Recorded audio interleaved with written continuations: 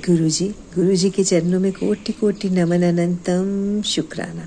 संगत जी, आज हम पढ़ेंगे शतरुद्र संहिता में अध्याय नंबर 28। कल हमने फिनिश किया था 26 और 27। एक ही बार में गुरु जी की अपार अपार कृपा बरस रही है, जो हम सावन के शुभ महीने में पाठ सुन रहे हैं, और हमारे साथ बेल के पेड़ के ऊपर जो पक्षी रहते हैं वो भी साथ में सुन रहे हैं, और अपनी प्रेजेंस की भी हमें बताते हैं कि हम यहाँ पर हैं। अपनी हाजिरी भी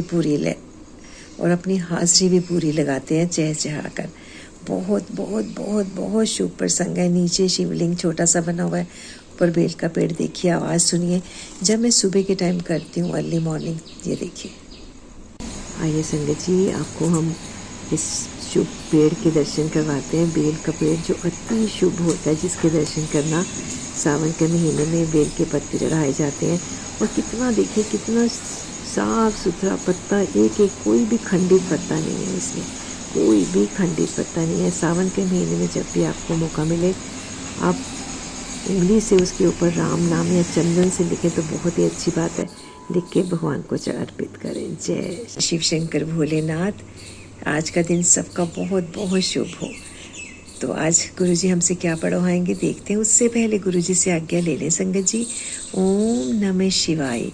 शिव जी सदा सहाय। ओम नमः शिवाय। गुरुजी सदा सहाय। तन तन गुरुजी, कोटि कोटि प्रणाम।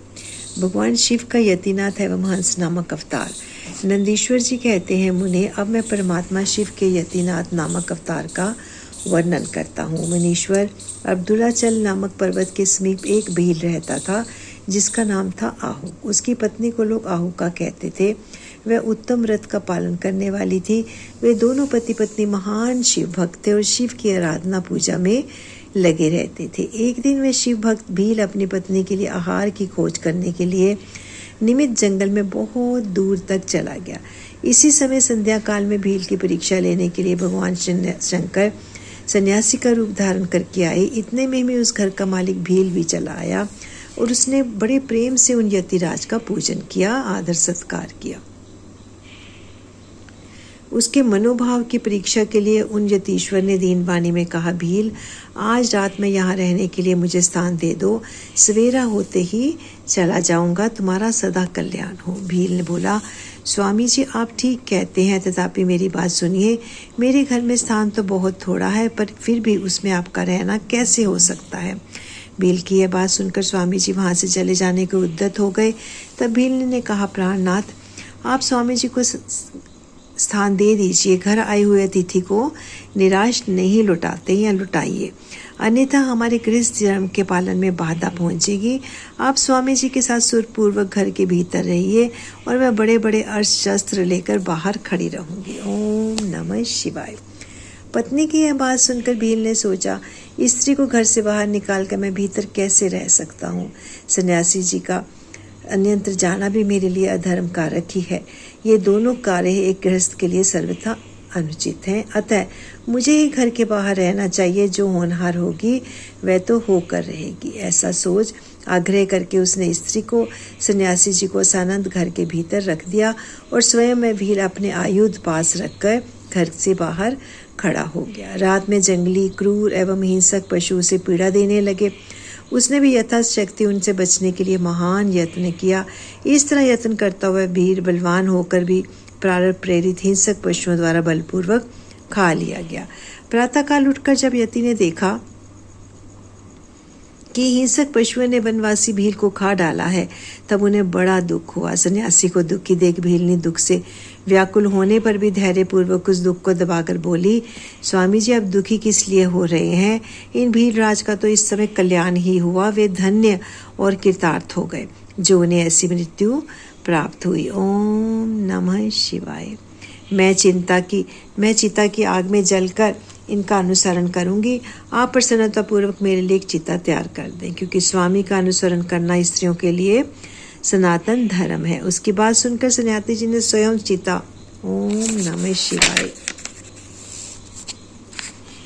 तैयार की, और भील ने अपने धर्म के अनुसार उसमें प्रवेश किया। उसी समय भगवान शंकर अपने साक्षात स्वरूप से उसके सामने प्रकट हो गए और उसकी प्रशंसा करते हुए बोले, तुम धन्य हो, धन्य हो, मैं तुम पर प्रसन्न हूँ, तुम इच्छानुसार वर मांगो, तुम्हारे लिए मुझे कुछ भी अदेय नहीं है। भगवान शंकर का यह परमानंददायक वचन सुनकर भीलनी को बड़ा सुख मिला। वह ऐसी विभोर हो गई कि उसे किसी भी बात की सुध ना रही। ओम नमः शिवाय। उसकी अवस्था को लक्ष्य करके भगवान शंकर और भी प्रसन्न हुए और उसके ना मांगने पर भी उसे वर देते हुए बोले, मेरा तो यति रूप है, यह भावी जन्म में हंस रूप से प्रकट होगा और प्रसन्नता पूर्वक तुम दोनों का परस्पर संयोग कराएगा। यह भील निषद देश की उत्तम राजधानी में राजा वीरसेन का श्रेष्ठ पुत्र होगा। उस समय नल के नाम से इसकी ख्याति होगी और तुम विदर्भ नगर में भीमराज की पुत्री दमयंती होगी।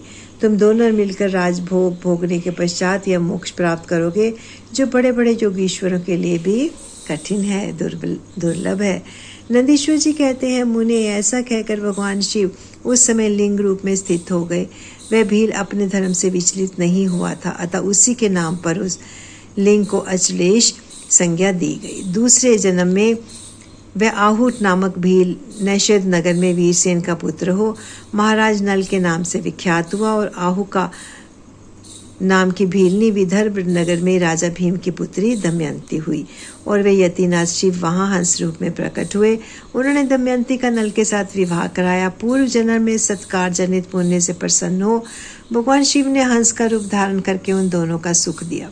हंसावतारधारी शिव भांति भांति की बातें करने और संदेश पहुंचाने में कुशल थे। वे नल और दमयंती दोनों के लिए परम सुखदायक थे, परमानंददायक हुए। ओम नमः शिवाय। अध्याय 28 की समाप्ति। संगत जी, आइए गुरु जी से आज्ञा ले लेते हैं। ओम नमः शिवाय।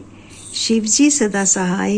ओम नमः शिवाय। गुरु जी सदा सहाय। कोटि कोटि प्रणाम गुरु जी, कोटि कोटि प्रणाम।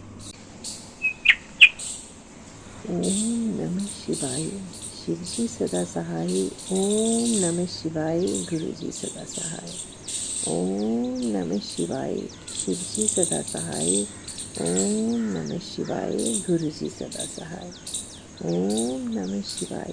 शिव जी सदा सहाय। ओम नमः शिवाय। गुरु जी सदा सहाय।